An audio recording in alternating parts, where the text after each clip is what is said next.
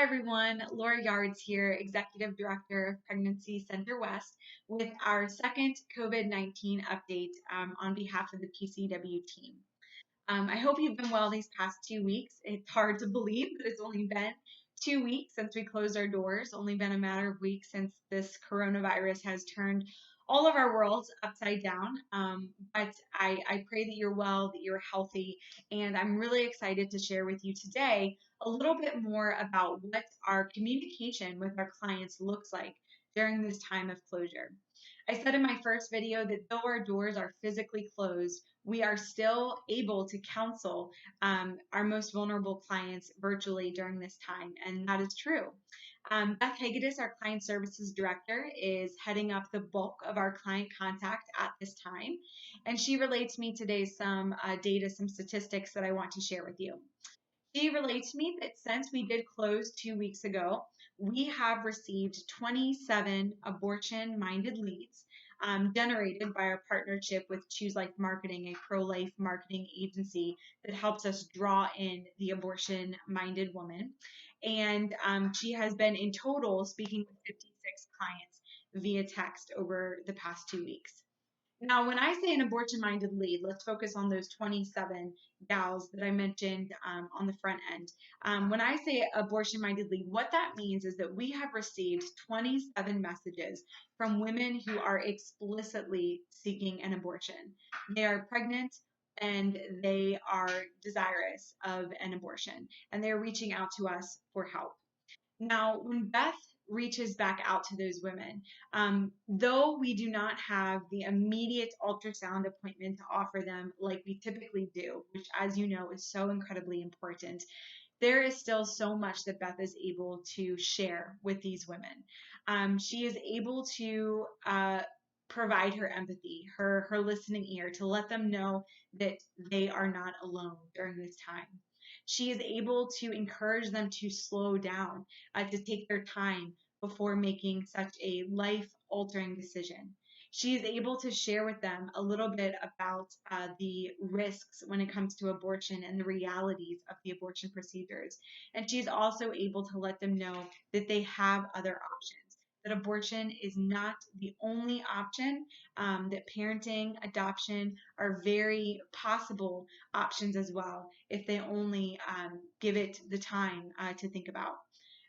She is also able to invite them to have a free pregnancy test and a free ultrasound at our center, but she does have to book a little ways out. We hope to be open in some limited capacity towards the end of April.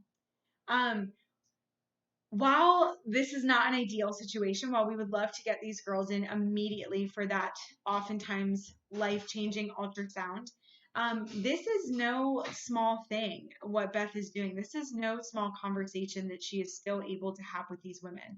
When I hear that she is speaking with 27 abortion-minded women, that she is conversing with 56 clients, I hear that God is still making a way, paving a way. He is still providing us with 27 opportunities, 56 opportunities to make an impact on these women, to create an encounter, hopefully, with Christ in us in the way that we love on them and provide truth to them. Many of the clients are willing to wait and schedule an ultrasound with us a little ways down the road. For those that are not, and unfortunately there are some who are not willing to wait, and who have even shared with us that they were able to schedule an appointment with Planned Parenthood sooner, we're still hopeful. We are still hopeful. When a woman schedules an appointment with Planned Parenthood for an abortion, that is not a one and done appointment. There are two appointments involved. The first is when she receives the state mandated counseling, which unfortunately at Planned Parenthood is a cell on abortion.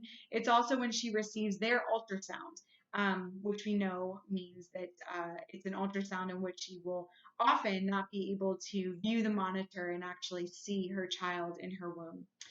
But after that first appointment, she has to make another appointment, typically a week, 10 days, even 2 weeks after the fact, in which she actually receives the abortion pill or has the surgical abortion done.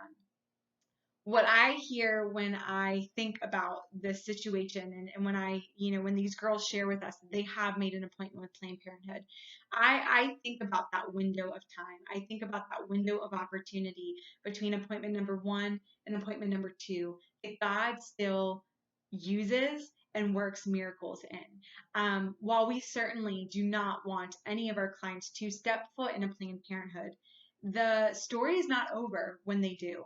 The story is not over after that first appointment. God is certainly not done with that woman. God is certainly not done fighting for the life of that child, and neither are we. Because we are starting these conversations, because we are creating these relationships with these girls, we of course plan to follow up with them in a matter of weeks when we are able, ready and able to offer them an ultrasound, um, and um, and in hopes that they will accept at that time, regardless of where they've been in the meantime. Another thing that Beth has been able to do is connect women to other pregnancy resource centers.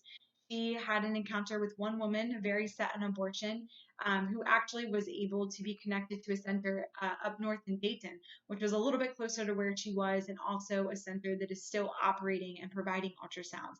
And that was really encouraging to see that God used us to make that connection. So little by little, we are still playing our part. We are trusting wholeheartedly in God. We are relying on Him in this time, knowing that He is the Savior. We are not. And we continue to just be His vessels in the way that we feel that we can be responsibly during this time. So be assured that lives are still being saved, that work is still being done. Thank you so much for your continued support of what we do here at the center, whether that be prayerfully or financially, or typically both. And know that we will continue to keep you in our prayers here at the center. I hope to be back with you next week with another video update on all that's going on at PCW during these uncertain times. So thank you again, and God bless you.